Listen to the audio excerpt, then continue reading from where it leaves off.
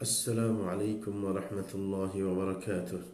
الحمد لله رب العالمين، والصلاة والسلام على سيد المرسلين نبينا محمد وعلى آله وصحبه أجمعين أما بعد.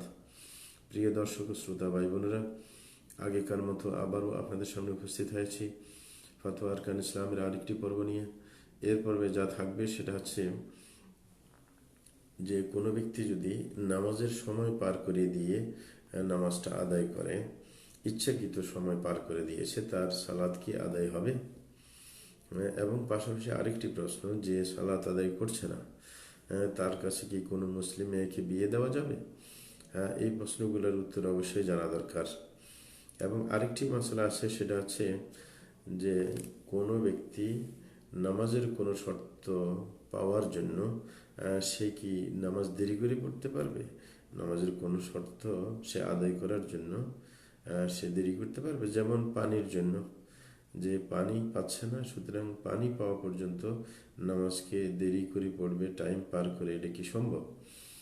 এই সমস্ত প্রশ্ন শেখ মোহাম্মদ বিন সালেহ আল উসাইমিন রাহমাতুল্লাহি আলাইহিকে যখন জিজ্ঞাসা করা হয়, প্রথম প্রশ্ন যে কোনো মানুষের কি নামাজ দেরি করা যাবে কোনো শর্ত হাসিলের জন্য, যেমন আপনার পানি সংগ্রহ ইত্যাদি, তখন এর উত্তরে তিনি বলেন যে সঠিক কথা হচ্ছে যে কোনো নামাজ তার সময় থেকে পার করা যাবে না কোনো শর্ত হাসিল করার জন্য। যদি কোনো ব্যক্তি সময় চলে যাচ্ছে, এটা তার অনুভব হচ্ছে যে আর নামাজের সময় নেই, যে কোনো অবস্থায় তাকে সালাত আদায় করতেই হবে, এটা হচ্ছে শরীয়তের বিধান। যদিও এমন যে জিনিসটা কাছে আছে, গেলে পাওয়া যাবে, কিন্তু এদিকে সালাতের সময় পেরিয়ে যাচ্ছে, তারপরেও সে ওটার সন্ধান করবে না, বরং যদি পানি না থাকে, সালাতের সময় চলে যাওয়া অবস্থা হয়, তাহলে সে তায়াম্মুম করে সালাত আদায় করবে। এটা হচ্ছে আসল নিয়ম। কারণ আল্লাহ শানু কুরআন মাজিদের মধ্যে বলেন, সূরা নিসার 103 নম্বর আয়াতের মধ্যে, ইন্নাস সালাতা কানাত আলাল মুমিনিনা কিতাবাম মাওকুতা। আল্লাহ শানু বলেন যে নামাজটা মুমিনদের উপর ফরজ করা হয়েছে নির্দিষ্ট সময় ভিত্তিক। তাইলে নির্দিষ্ট সময় ভিত্তিক এই নামাজটা ফরজ প্রত্যেক মুমিনের উপর, সুতরাং সময় পার করা কোনোভাবেই যাবে না। এই কারণে রাসূল আকরাম সাল্লাল্লাহু আলাইহি ওয়াসাল্লাম প্রত্যেক নামাজের নির্দিষ্ট টাইম বাতলে দিয়েছেন। এটা এই বাতলে দেওয়াটা এটারই দাবি করে যে সময় মাফিক সালাত আদায় করতে হবে। যদি আপনার জায়েজ হতো শর্ত পূরণ করার জন্য, কোনো শর্ত পাওয়ার জন্য দেরি করা, নামাজের সময় পার করে দেওয়া যদি জায়েজ হতো, তাহলে তায়াম্মুমের তো আর বিধানের প্রয়োজন ছিল না। কারণ তায়াম্মুমের বিধান এই জন্য যে নামাজের সময়ের ভিতরে যদি পানি না পাওয়া যায়, তাহলে এর বিকল্প হিসেবে আল্লাহ শানু তায়াম্মুমকে আপনার বিধিবদ্ধ করেছেন, তায়াম্মুমের বিধান চালু করেছেন। সুতরাং যদি পানির জন্য দেরি করা জায়েজ হতো, তাহলে তো তায়াম্মুমের কোনো প্রয়োজনই ছিল না। সুতরাং আপনার যখন এটা করা হয়নি, তাহলে বোঝা যায় যে আপনার একজন ব্যক্তি অবশ্যই সে আপনার পানির জন্য দেরি করে নামাজের সময় পার করে দিতে পারবে না। এবং এই ক্ষেত্রে খেয়াল রাখতে হবে যে অল্প একটু পার হয়ে গেল, মানে একটু সময় দেরি হলো, যে নামাজের ধরেন পাইতে পাইতে নামাজের সময়ের পার হয়ে মাত্র 10 মিনিট, 15 মিনিট, 20 মিনিট এই জাতীয়, অথবা আধা ঘন্টা, এটার কোনো হিসাব করা যাবে না, চলবে না, কোনোভাবেই নামাজের টাইম পার করা যাবে না, এতে কোনো সন্দেহ নেই। এটা শেখুল ইসলাম ইবনে তাইমিয়া রাহমাতুল্লাহি আলাইহি এই মতকে বিশেষভাবে অগ্রাধিকার দিয়েছেন, যে কোনোভাবেই আপনার দেরি করতে পারবে না, বরং বিকল্পের দিকে তাকে অগ্রসর হতে হবে এবং সালাদকে নির্দিষ্ট সময়ে যে কোনোভাবে আদায় করতে হবে। এটা হচ্ছে মাসালা। আরেকটি প্রশ্ন হচ্ছে, শেখ মোহাম্মদ বিন সালেহ আল উসাইমিন রাহমাতুল্লাহি আলাইহিকে জিজ্ঞাসা করা হয় যে কোনো এক ব্যক্তি আপনার রাত্রে তাড়াতাড়ি ঘুমাচ্ছে না, দেরি করে সে, এবং শেষ পর্যন্ত যখন দেরি করে ঘুমায়, সে ফজরের নামাজ সঠিক টাইমে পড়তে পারে না। যখন ফজরের সময় চলে যায়, তখন সে ফজরের নামাজ আদায় করে। যেমন অনেকে আমাদের দেশে আছে যে ডিউটির টাইমে সে উঠে ফজরের নামাজ আদায় করে তারপরে ডিউটিতে যায়, সে আপনার সময় মতো ফজর পড়েনি, তাইলে এই ব্যক্তির সালাত কি কবুল হবে? এবং এর পাশাপাশি প্রশ্ন, এই ব্যক্তি কিন্তু বাকি 4 বেলা সালাত সঠিকভাবে আদায় করছে, ফজরের বেলায় গাফলা করছে। সুতরাং দ্বিতীয় প্রশ্ন হচ্ছে যে ফজরের নামাজ তো একটা প্রশ্ন গেল। দ্বিতীয় প্রশ্ন হচ্ছে বাকি 4 নামাজ যেটা সময় মতো হয়েছে সেগুলোকে আল্লাহ কবুল করবেন? এটা নিয়ে প্রশ্ন। তখন শেখ এটার উত্তর দিচ্ছেন যে ফজরের নামাজ যেটা টাইম পার করে সে আদায় করছে, অথচ সে সময় মতো পড়তে সক্ষম ছিল, যে সে তাড়াতাড়ি ঘুমাবে, তাড়াতাড়ি ঘুমালে তো সে উঠতে পারত। যখন সে এটার ব্যবস্থা নেয়নি তখন এই সালাত আদায় হবে না। সময় পার করে দিয়ে যখন সালাদটা আদায় করছে, সালাত আদায় হবে না। কারণ সে কোনো ওজোর ছাড়া সালাদকে দেরি করে পড়ছে, এই কারণে আদায় হবে না। এর প্রমাণ হচ্ছে রসুল আকরম সাল্লামের সেই প্রসিদ্ধ হাদিস, যে রসুল সাল্লাম বলেন, মান আমিলা আমালান লাইসা আলাইহি আমরুনা ফাহুয়া রাদ্দ। কেউ যদি এমন কোনো কাজ করে যেটার উপর রসুলের কোনো সাপোর্ট নেই, শরীয়তের কোনো সাপোর্ট নেই, সেটা অবশ্যই প্রত্যাখ্যাত হবে। সুতরাং এই ব্যক্তি যখন ইচ্ছাকৃতভাবে বিনা ওজরে নামাজকে সময় পার করিয়ে পড়ছে, তাহলে তার এই আমলটা, সময়কে পার করিয়ে দিয়ে পড়াটা রসুলের আপনার নির্দেশ মতো হয়নি, আল্লাহর নির্দেশ মতো হয়নি। সুতরাং যখন শরীয়ত সম্মতভাবে তার কাজটা হয়নি, তাইলে এটা এই হাদিস দ্বারা বোঝা যায় কবুল হবে না। এখন কথা হচ্ছে যে কোনো একজন ব্যক্তি বলতে পারেন যে আমি তো ঘুমাচ্ছিলাম, আর রসুল তো ঘুমানোর ব্যাপারে একটু সুযোগ দিয়েছেন। যে রসুল আকরাম সাল্লাল্লাহু আলাইহি ওয়াসাল্লাম হাদিসের মধ্যে বলেন, মান নামা আন সালাতিন আও নাসিয়াহা ফালিয়ুসাল্লিহা ইযা যাকারাহা লা কাফারাতা লাহা ইল্লা যালিকা। রসুল বলেছেন, কেউ যদি নামাজ আপনার ঘুমের কারণে নামাজ হাতছাড়া হয়ে যায় অথবা নামাজের কথা ভুলে যায়, তাহলে যখন তার নামাজের কথা স্মরণ আসবে তখন সে নামাজটা পড়ে দিবে। তার জন্য এটাই কাফারা, আর কোনো কাফারা নেই। এটা হচ্ছে আপনার রসুল আকরাম সাল্লাল্লাহু আলাইহি ওয়াসাল্লামের বাণী। তো সে বলে, যখন এই সুযোগটা আছে তো আমি তো ঘুমাচ্ছিলাম, তো আমার তো সুযোগ আছে, ঘুম থেকে উঠে আমি সালাত আদায় করব। এর উত্তরে সাহেব বলছেন, যদি তার পক্ষে সম্ভব যে সে তাড়াতাড়ি ঘুমাতে পারবে এবং তাড়াতাড়ি ঘুমালে সে তাড়াতাড়ি উঠতে পারবে, এবং তার সম্ভব ছিল সে একটা অ্যালার্ম ঘড়ি ফিট করবে, সময় মতো উঠতে পারবে, অথবা সে আপনার কাউকে বলে রাখবে যে সে যেন টাইম মতো তাকে উঠিয়ে দেয়।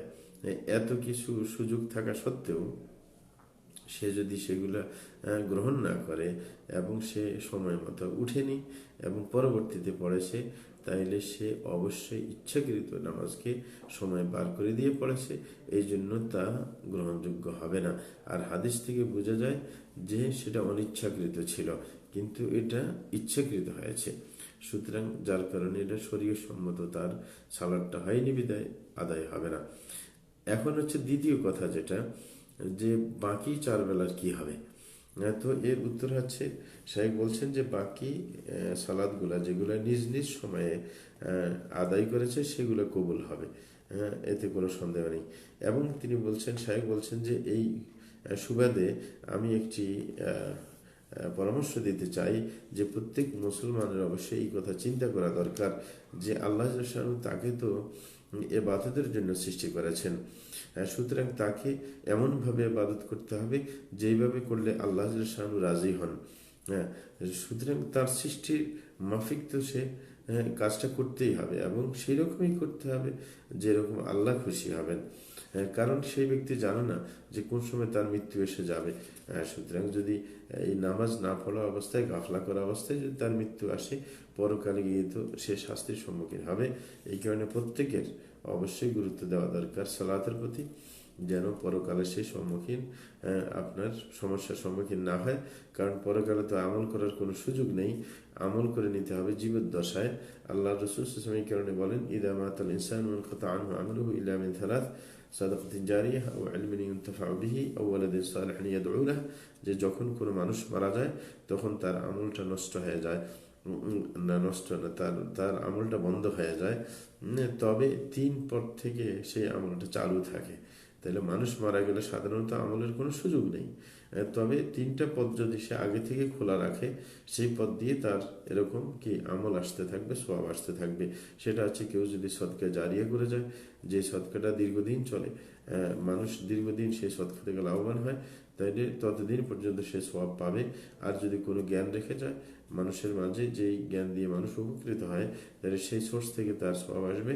এবং যদি কোনো নেক সন্তান রেখে যায়, তার দোয়ার ফলে তার অবস্থার উন্নতি ঘটবে। সুতরাং প্রত্যেকের চিন্তা করা দরকার যে আমি তো যে কোনো সময় মরে যেতে পারি, এই কারণে আমাকে অবশ্যই সালাতের প্রতি অবশ্যই গুরুত্ব দিতে হবে। এই কারণে কখনো আমরা সালাত আদায় করতে দেরি করব না। আরেকটি প্রশ্ন শাইখকে জিজ্ঞাসা করা হয়, কেউ যদি ফজরের সালাতকে দেরি করে, হ্যাঁ, এবং পরবর্তীতে দেখা যায় দেরি করার কারণে পরে আপনার সূর্য উদয় হয়ে গেছে, হ্যাঁ, এবং সালাতের সময় বের হয়ে গেছে, তার কি অবস্থা হবে? আগেরটার কাছাকাছি। তখন তিনি উত্তর দিলেন যে যারা ফজরের নামাজকে এতটুকু দেরি করে যে ফজরের সময় চলে যায়, তাদের এই ব্যাপারটা দেখা দরকার যে তারা কি এটা হালাল মনে করছে, মানে ফজরের সালাত যে সে সময় পার করে দিল, হ্যাঁ, আপনার সে কি এটাকে পার করাকে জায়েজ মনে করে? যদি জায়েজ মনে করে যে এটা করা সম্ভব, যে আমি এটা করতে পারি, আমার ইচ্ছা যে আমি ডিউটির টাইমে নামাজ পড়বো, এটা আমার জন্য করা জায়েজ, সময় পার করে দিয়ে সালাত আদায় করা জায়েজ, তাইলে সে কাফের হয়ে যাবে। কারণ ওজোর ছাড়া নামাজকে দেরি করে পড়া কেউ যদি জায়েজ মনে করে, তাহলে সেটা কোরআন এবং হাদিসের, সুন্নার এবং মুসলমানদের ঐক্যমতের বিরুদ্ধে চলে যায়, যার কারণে সে অবশ্যই কাফের হবে। কারণ যে মশলা টাইম মতো পড়ার মশলা কোরআন দ্বারা প্রমাণিত, সুন্না দ্বারা প্রমাণিত, মুসলমানদের ঐক্যমত দ্বারা প্রমাণিত, সুতরাং এমন জিনিসকে সে আপনার ডিনাই করলো, সে বরং এর বিপরীতটা বিশ্বাস করলো, এই জন্য তার ইমান থাকবে না। সুতরাং ব্যাপারটা ভয়ঙ্কর। যদি কেউ দেরি করে টাইম পার করে সালাত আদায় করে এবং সেটাকে হালাল মনে করে, জায়েজ মনে করে, তাহলে সে কাফের হয়ে যাবে। তবে কোনো ব্যক্তি যদি দেরি করে পড়ে সালাতের সময় পার করে দিয়ে, তবে সে এটা করাকে জায়েজ মনে করে না, বরং সে মনে করে যে আমার দেরি করে পড়াটা আমার পাপ, আমার অপরাধ। তবে তার আপনার ঘুম একটু চেপেছে, এই কারণে দেরি করেছে, অলসতা করে, তাহলে তাকে অবশ্যই তওবা করে নিতে হবে। সে কাফের হবে না, কিন্তু অপরাধী হবে। এই কারণে তাকে তওবা করে নিতে হবে এবং তার এই কর্মকাণ্ড তাকে পরিত্যাগ করতে হবে। যে আর দেরি করা যাবে না, সময় মতো পড়তে হবে। কারণ তওবার পথটা আল্লাহ খুলে রেখেছেন, এমনকি যত বড় কাফের হোক না কেন তওবার পথ খোলা আছে। এই কারণে প্রত্যেককে অবশ্যই আপনার যে কোনো অপরাধের জন্য দ্রুত তওবা করতে হবে। আল্লাহ জাল্লাহু বলেন সূরা জুমারের 53 নম্বর আয়াতের মধ্যে, قل يا عبادي الذين أسرفوا على أنفسهم لا تقنطوا من رحمة الله إن الله يغفر الذنوب جميعا إنه هو الغفور الرحيم। আল্লাহ জাল্লাহু বলেন, জেহেরুজাল আপনি বলে দেন যে আমার কথাটুকু, যে হে আমার বান্দারা, যারা নিজের উপর জুলুম করেছ, তারা কখনো আল্লাহর রহমত থেকে নিরাশ হতে যাবে না। কারণ আল্লাহ শানু সকল গুনাহ মাফ করে দেন, তিনি ক্ষমাশীল দয়ালু। সুতরাং সময় থাকতেই আমাদেরকে তওবা করে শুদ্ধ পথে আসতে হবে। এটা হচ্ছে কথা। সুতরাং এবং পাশাপাশি অন্যেরও দায়িত্ব পড়ে। কেউ যদি এরকম গাফিলতি করে, মুসলমান দাবিদার, যে সালাদকে সঠিক টাইমে পড়তে চায় না, তাহলে তাকে অবশ্যই উপদেশ দিতে হবে এবং তাকে কল্যাণের দিকে ধাবিত করার চেষ্টা করতে হবে। যদি তারা তওবা করে তখন তো ভালোই কাজ। আর যদি আপনার তওবা না করে ভালো না হয়, তাহলে সৌদি আরবে আগের সিস্টেম ছিল যে হাইয়ার কাছে খবর দিলে তারা এটার বিধি ব্যবস্থা নিত। এখনো আছে, কিন্তু তার কার্যকারিতা নেই। শাইখ যে সময় ছিলেন সেই সময় এটার কার্যকারিতা ছিল। এগুলো শাইখ বলেছেন যদি তওবা না করে, তাইলে আপনার হাইয়ার কাছে খবর দেবে এবং তারা এটার ব্যবস্থা নেবে। যাই হোক, এটা গেল একটি মাসলা। আরেকটি মাসলা বলে আমরা এই পর্ব শেষ করব, সেটা একটু হালকা লম্বা হবে। সেটা হচ্ছে, একজন ব্যক্তি শাইখকে প্রশ্ন করছেন যে কোনো একজন ব্যক্তির কাছে আরেকজন এসে প্রস্তাব করলেন তার মেয়ের বিবাহের জন্য, যে আপনার মেয়েকে অমুকের কাছে আপনি বিবাহ দিতে রাজি আছেন কি? যখন ওই ব্যক্তি প্রশ্ন করলেন, আপনার যে প্রস্তাবটা দিল তাকে প্রশ্ন করলেন, আচ্ছা তুমি যার ব্যাপারে বিয়ের কথা প্রস্তাব নিয়ে আসছো, সে কি নামাজ পড়ে? তখন সেই উত্তরে বলল যে ইয়াহদিহিল্লাহ, যে আল্লাহ তাকে হেদায়েত দিবেন। পড়ে না ঠিকই, কিন্তু সামনে পড়বে ইনশাআল্লাহ। এরকম কথা বলার পর যার কাছে যার মেয়ের ব্যাপারে প্রস্তাব নিয়ে আসছে, সে বলল কি, এরকম ছেলেকে তো বিয়ে দেওয়া যায় না। এই কথা বলা কি ঠিক হয়েছে? শাইখকে প্রশ্ন করছে যে এইরকম লোকের কাছে কি বিয়ে দেওয়া আসলে জায়েজ হবে না?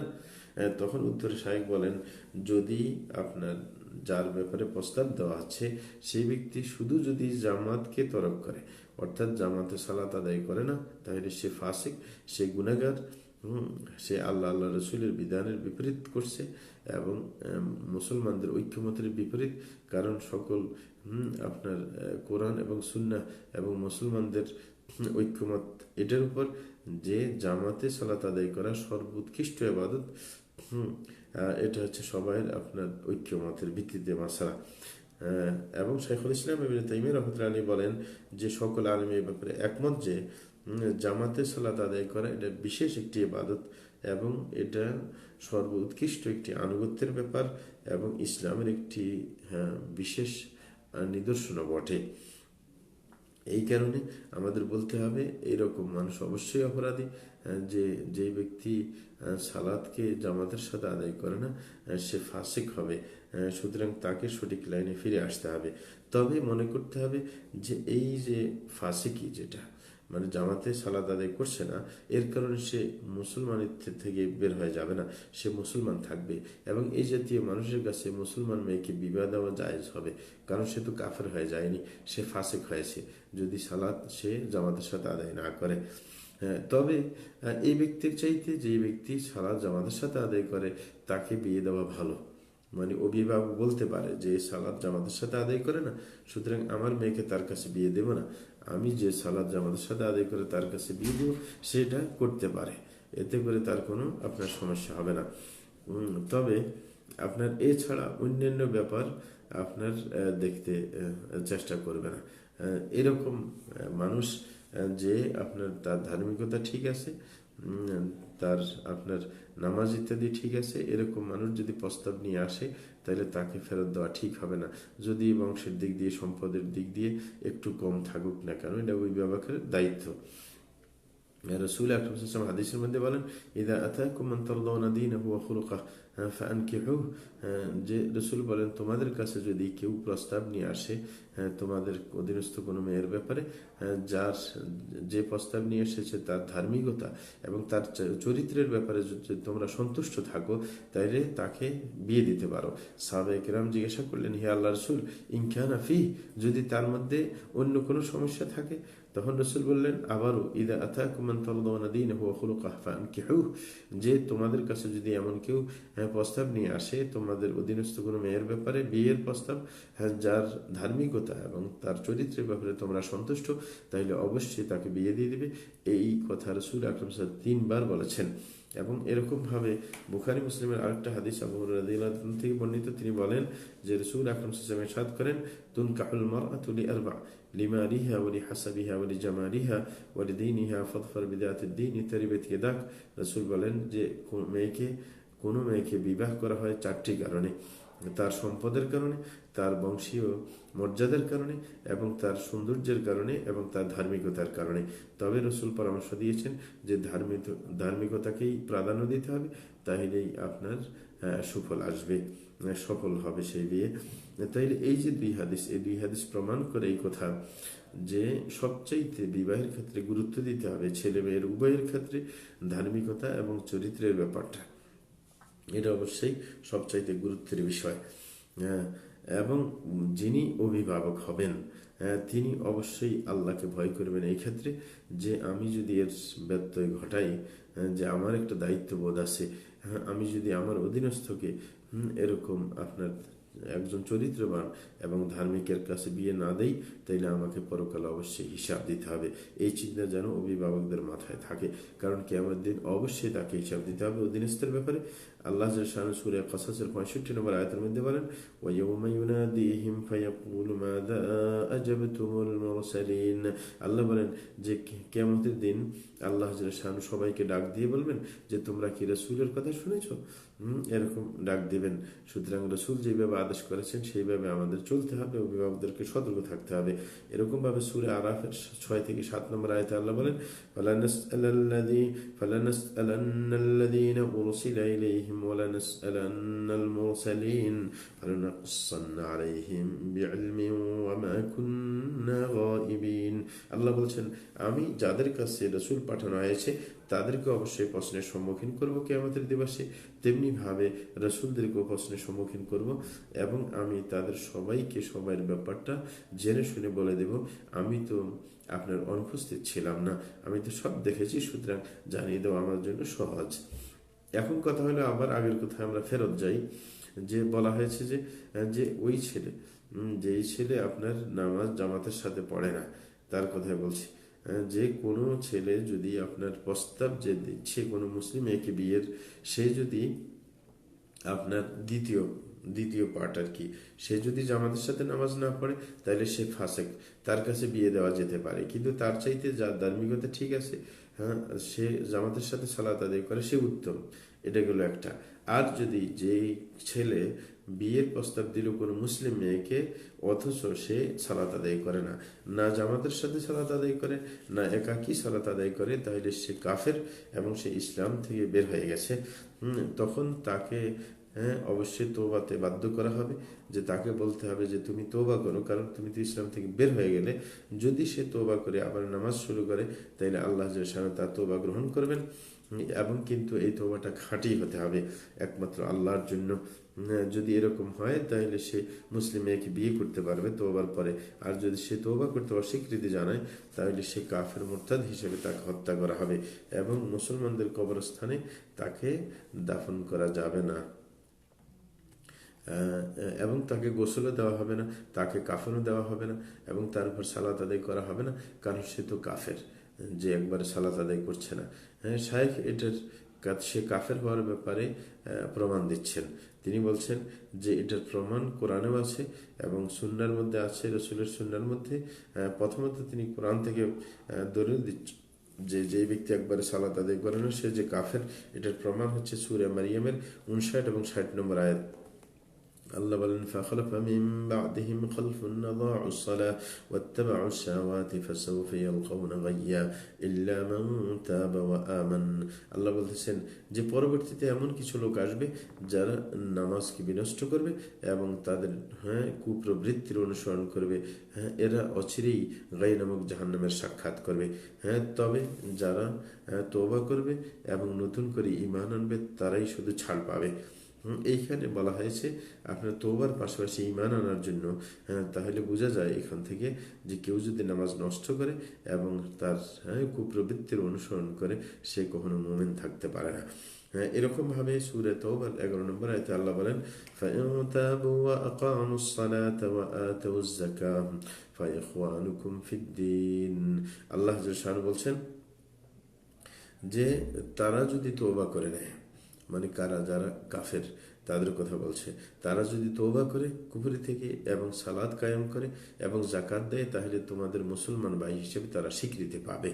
হ্যাঁ, তাইলে এই কথা থেকে এটা বোঝা যায় যে কোনো কাফের মুসলমান হলেই যথেষ্ট নয় মুসলিম হিসেবে স্বীকৃতি পাওয়ার জন্য, বরং তাকে সালাত কায়েম করতে হবে, যাকাত দিতে হবে। তবে এখানে দুইটার একটার মধ্যে ভিন্ন দলিল আছে। যে কেউ যদি মুসলমান হওয়ার পর যদি যাকাত না দেয় তাহলে সে কাফের হবে না, এটা হাদিস দ্বারা প্রমাণিত।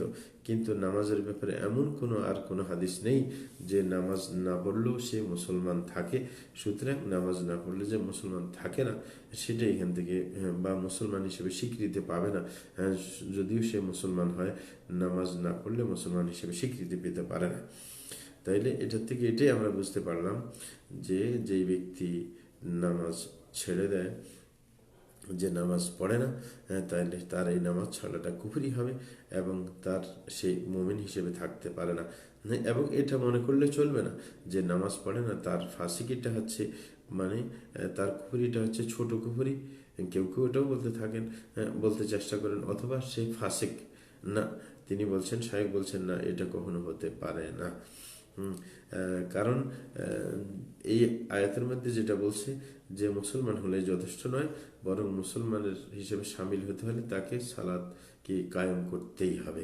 সুতরাং এটাকে আপনার সাধারণ ফিস্ক অথবা আপনার ছোট কুফরি ধরা যেতে পারে না। তিনি আবার বলছেন, আরেকটি প্রমাণ দিচ্ছেন যে আপনার ভ্রাতৃত্বের ইসলামী ভ্রাতৃত্ব টিকানোর জন্য নামাজ ছাড়া অন্যান্য যত পাপ আছে সেগুলো থাকলে কিন্তু ইসলামী ভ্রাতৃত্ব নষ্ট হয় না। কিন্তু ইসলামী ভ্রাতৃত্ব নষ্ট হয় শুধু নামাজের কারণে। যেমন আল্লাহ শানু মুসলমানদের মধ্যে যদি হত্যাকাণ্ড ইত্যাদি হয়, তখন তাদের মধ্যে সমঝোতা নিয়ে আসার জন্য আল্লাহ আদেশ করেন। যেমন আল্লাহ বলেন, ইন্নামাল মুমিনুনা ইখওয়াহ ফাসলিহু বাইনা আখাওয়াইকুম, যে মুমিনরা ভাই ভাই, সুতরাং পরস্পর তোমরা সমঝোতা করার চেষ্টা করবে। এই আয়াতটা এসেছে মানে দুইটা গোত্র যখন পরস্পর হত্যাকাণ্ডে লিপ্ত হয় তাদের মধ্যে সমঝোতা করার ব্যাপারে। তাহলে বোঝা গেছে হত্যা করা, কোনো মুসলমানকে হত্যা করে দেওয়া, সেটা যদিও হাদিসের মধ্যে কুফরি বলা হয়। যেমন বলা হয়েছে যে সিবাবুল মুসলিম ফুসুকুন ওয়া কিতালুহু কুফরুন, যে মুসলমানকে গালি দেওয়া ফাসিকি এবং তাকে হত্যা করে দেওয়া সেটা কুফরি। যদিও হাদিসের মধ্যে কুফরি বলা হয়েছে, কিন্তু কোরআনের আয়াত দ্বারা প্রমাণিত হলো কি যে না, সে পুরো কাফের হয়ে যায়নি, এটা ছোট কুফরি। কিন্তু নামাজের ক্ষেত্রে এটা প্রমাণিত নেই। এই আয়াত দুইটা থেকে এটাই বোঝা যায় নামাজ না পড়লে সে কাফের হয়ে যায়। কিন্তু এটার থেকে আপনার এমন কোনো, এটার বাহিরে এমন কোনো হাদিস বা কোরআন নেই যেটা প্রমাণ করে যে নামাজ না পড়লেও সে মুসলমান থাকে। যখন এটার প্রমাণ মিলে না, তাহলে এই কথা গ্রহণযোগ্য নয় যে নামাজ না পড়লেও সে মুসলমান থাকে। আর হাদিস থেকে প্রমাণ হচ্ছে যে নামাজ যে ছেড়ে দেয় ইচ্ছাকৃত, সে যে কাফের। হাদিস থেকে প্রমাণ যে ইন্না বাইনা রাজুলি ওয়া বাইনা শিরকি ওয়াল কুফরি তারকুস সালাহ, মুসলিম সাহেবের হাদিস, যে একজন ব্যক্তি এবং তার মুশরিক কাফের হওয়ার মধ্যে ব্যবধান হচ্ছে নামাজ ছেড়ে দাও। নামাজ ছেড়ে দিলে সে কাফের মুশরিক হয়ে যাবে, আর নামাজ পড়লে সে মুসলমান থাকবে।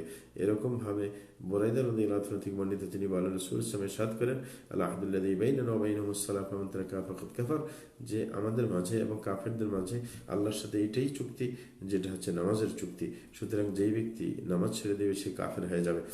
এরকম ভাবে উবাদা ইবনে সামিত রাদিয়াল্লাহু আনহু থেকে বর্ণিত, তিনি বলেন যে আমরা একদা রাসূল আকরাম সাল্লাল্লাহু আলাইহি ওয়াসাল্লাম এর কাছে বায়াত করেছিলাম যে আমরা কখনো প্রশাসনকে নিয়ে টানা হেঁচড়া করবো না, প্রশাসকের সাথে প্রশাসন নিয়ে টানা হেঁচড়া করবে না যতক্ষণ পর্যন্ত আমরা সুস্পষ্ট কুফরি তাদের থেকে দেখতে না পাই, যে ব্যাপারে শরীয়তের প্রমাণ রয়েছে।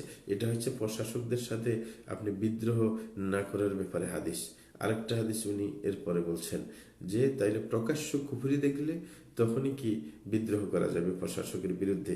অথচ আরেকটা হাদিসের মধ্যে এসেছে, মুসলিম শরীফের উম্মে সালমা রাদিয়াল্লাহু আনহা হাদিস, যে রাসূল আকরাম সাল্লাল্লাহু আলাইহি ওয়াসাল্লাম বলেছেন, সাতাকুনু উমরা ফাতারিফুন ওয়া তুনকিরুন ফামান আরাফা বারিআ ওয়া মান আনকারা সালিমা ওয়ালাকিন মান রাদিয়া ওয়া তাবা।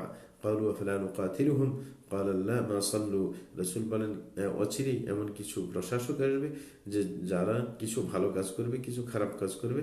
সুতরাং কেউ যদি এমন করে, এমন মানে ভালো কাজগুলোর সাপোর্ট করে, তাইলে সে নিষ্কৃতি পেয়ে গেল। খারাপের যদি সাপোর্ট না করে, সেটাকে ঘৃণা করে, তাইলে সে আপনার নিষ্কৃতি পেল। এবং এরকম ভাবে যে আপনার খারাপকে প্রতিরোধ করতে যায়, সে এটার প্রতি ঘৃণা করে এবং সেটা প্রতিরোধেরও চেষ্টা করে, তাইলে সে আরো নিরাপদ হয়ে গেল। কিন্তু যে ব্যক্তি এই যে প্রশাসকরা খারাপ কাজ করলে সেটার উপর যদি রাজি থাকে এবং সেটার অনুসরণ করে, সেই ব্যক্তি কিন্তু ছাড় পাবে না। সাহাবায়ে কেরাম বললেন, তাইলে যদি এরকম আমরা পাই যে যারা এরকম কি করে, খারাপ কাজ করে, ভালো কাজও করে, এমন প্রশাসকের সাথে আমরা কি যুদ্ধ করতে যাব? তখন রাসূল বললেন, লা, যুদ্ধ করতে পারবে না, মা সাল্লু, যতক্ষণ পর্যন্ত তারা সালাত কায়েম করে, যতক্ষণ পর্যন্ত তারা সালাত আদায় করবে ততক্ষণ পর্যন্ত যুদ্ধ করা চলবে না। তাইলে আগের হাদিসের সাথে আমরা মিলে দেখি। আগের হাদিসে বলছে প্রকাশ্য কুফরি ছাড়া বিদ্রোহ করা যাবে না, তাদের সাথে হত্যাকাণ্ডে লিপ্ত হওয়া যাবে না প্রশাসকদের সাথে। আর এই হাদিসে বলছে যে যতক্ষণ পর্যন্ত সালাত আদায় করে ততক্ষণ পর্যন্ত যুদ্ধ করা যাবে না।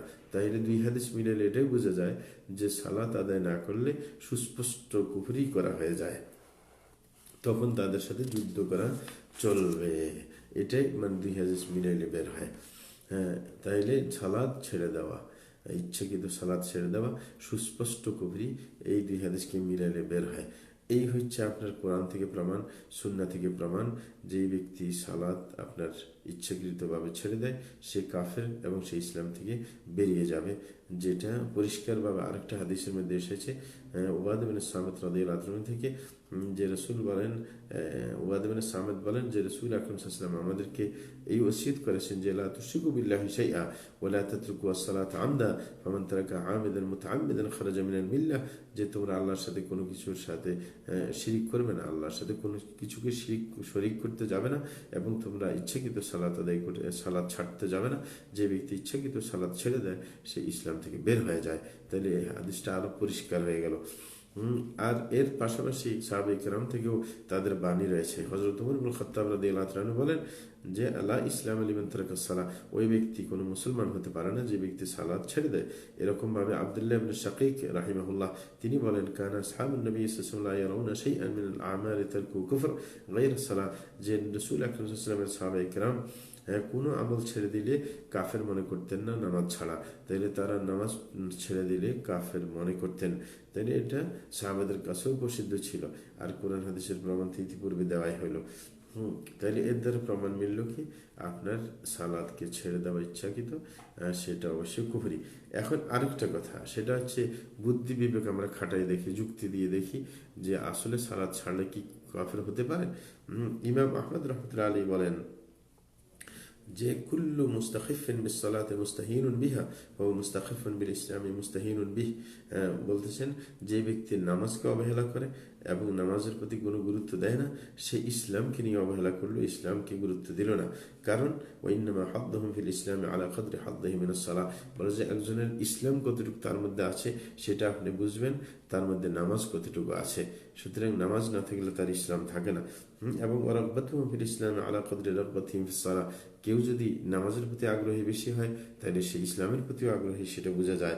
এরকম ভাবে ইবনুল কাইয়্যিম রাহমাতুল্লাহি আলাইহি বলেন তার কিতাব সালার মধ্যে যে লা ইউসাদ্দু আলা তারকি সালাতি ইসরারুন মুস্তামিররুন মা ইউসাদ্দাকু বি আন্নাল্লাহ আমারা বিহা আসলা, বলতেছে যে ব্যক্তি রেগুলার আপনার সালাত ছেড়ে দেয়, সে পড়ে না,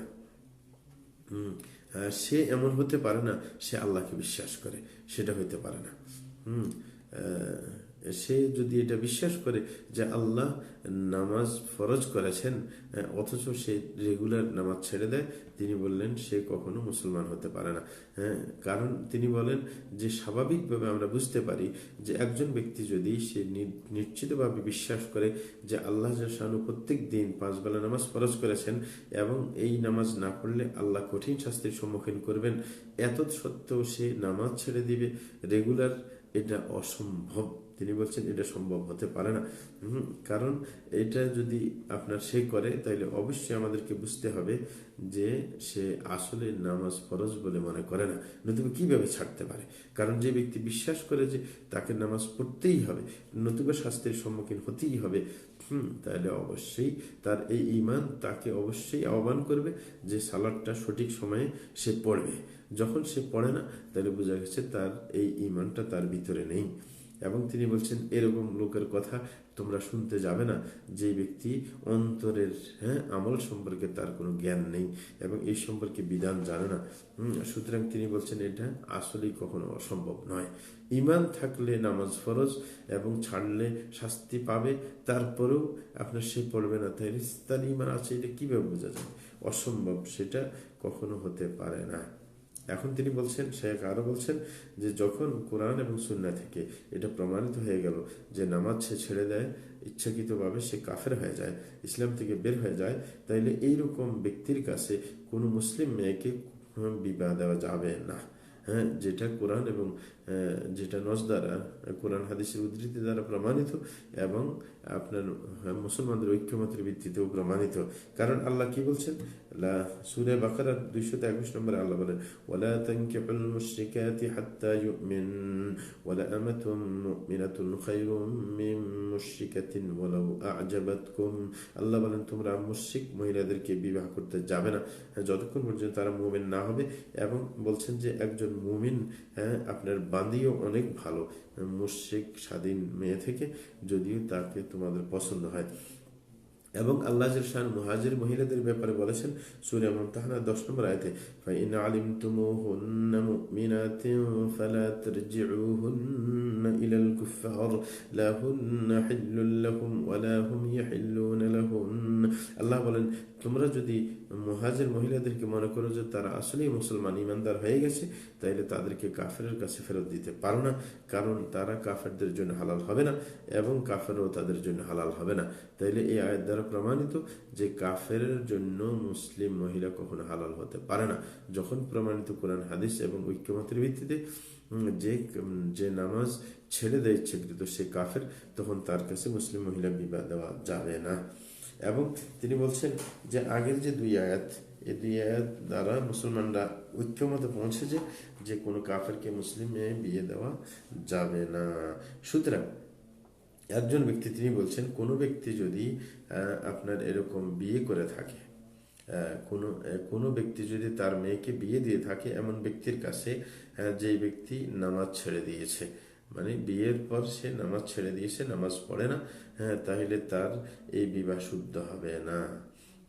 তাইলে কোনো ব্যক্তি তার কোনো অধীনস্থ মহিলাকে যদি এমন ব্যক্তির কাছে বিবাহ দেয় যে নামাজ পড়ে না, তার বিয়ে কখনো শুদ্ধ হবে না, বরং এই বিয়ে বাতিল হবে। কারণ রাসূল আকরাম সাল্লাল্লাহু আলাইহি ওয়াসাল্লাম বলেন, মান আমিলা আমালান লাইসা আলাইহি আমরুনা ফারাদ, কেউ যদি এমন কাজ করে যেটার উপর শরীয়তের সাপোর্ট নেই তাহলে প্রত্যাখ্যাত। তাইলে এই বিয়ে, যেই ছেলে নামাজ পড়ে না সে কাফের, তার কাছে এই বিয়ে দেওয়া কোরআন হাদিস অনুযায়ী হয় নাই, সুতরাং এই বিয়ে বাতিল। যদি কোনো বিয়ে দেওয়ার পর সেটা বাতিল হয়, তাইলে আপনি নতুন করে বিয়ে দিতে যাবেন কেন, যে নামাজ না পড়ে? বেনামাজের কাছে বিয়ে দিলে যদি বাতিল হয়, নতুন করে বিয়ে দেওয়ার তো কোনো প্রশ্নই আসে না। এখন একবার সর্বশেষ শায়েখ নির্যাস বলে দিচ্ছেন, সেটা হচ্ছে কি, যে কোনো প্রস্তাবকারী, কোনো মুসলিম মহিলাকে বিবাহের প্রস্তাবকারী পুরুষ যদি নামাজ একেবারেই না পড়ে, তার বিধান ভিন্ন, যে সে কাফের হয়ে যাবে, মোরতাদ হয়ে যাবে, তার কাছে কখনো বিয়ে দেওয়া যাবে না যতক্ষণ পর্যন্ত সে খাঁটি তওবা করে নামাজ পড়া শুরু না করে। আর যদি সে এমন ছেলে হয় যে জামাতে সালাত আদায় করে না, একাকী সালাত আদায় করে, সে ফাসিক, সে কাফের হবে না, তাকে বিয়ে দেওয়া যাবে, ঠিক আছে, মুসলিম মহিলাকে। কিন্তু যে ব্যক্তি জামাতের সাথে সালাত আদায় করে তাকে অগ্রাধিকার দিতে হবে, যদিও এর কাছে বিয়ে দেওয়া জায়েজ। এখন কথা হচ্ছে যে যে প্রশ্নের মধ্যে উল্লেখ করা হয়েছে যে যার কাছে যার মেয়ের ব্যাপারে বিয়ের প্রস্তাব দিচ্ছে, সে যখন প্রস্তাবকারীকে জিজ্ঞাসা করছে যে যার জন্য তুমি প্রস্তাব নিয়ে আসছো সে কি নামাজ আদায় করে, তখন বললো যে আল্লাহ হেদায়েত দিবে, অসুবিধা নেই, আপনি বিয়ে দিতে পারেন। এই ব্যাপারে শাইখের কথা হচ্ছে যে না, ভবিষ্যতের ব্যাপার আল্লাহ জানেন। ভবিষ্যৎ নিয়ন্ত্রক হচ্ছে আল্লাহ শানু, সেই ব্যাপারে মানুষের কোনো হাত নেই। সুতরাং আমরা কেন ভবিষ্যতের দিকে খেয়াল করে রিস্কে যাব, বরং ইসলাম বর্তমানটা দেখে, শরীয়তের বিধান বর্তমান দেখে, যে বর্তমান সে সালাত আদায় করছে না, তখন সে কাফের, এই কারণে তার কাছে বিয়ে দেওয়া যাবে না। ভবিষ্যতের ব্যাপার আমাদের জানা নেই, এই কারণে শরীয়ত বর্তমানের উপর শরীয়তকে বাস্তবায়িত করা হবে। কখনো সামনের ভিত্তিতে, সামনে কি হবে না হবে সেই ভিত্তিতে শরীয়তের মাসালা চলবে না। এই কারণে এই জাতীয় ছেলের কাছে যে নামাজ একবারে আদায় করে না, তার কাছে বিবাহ দেওয়া একেবারেই নাজায়েজ এবং হারাম। আশা করি আমরা ব্যাপারটা পরিষ্কারভাবে বুঝতে পেরেছি এই আলোচনা থেকে। আল্লাহ জাল্লাহু আমাদেরকে সঠিকটা বুঝে আমল করার তৌফিক দান করুন।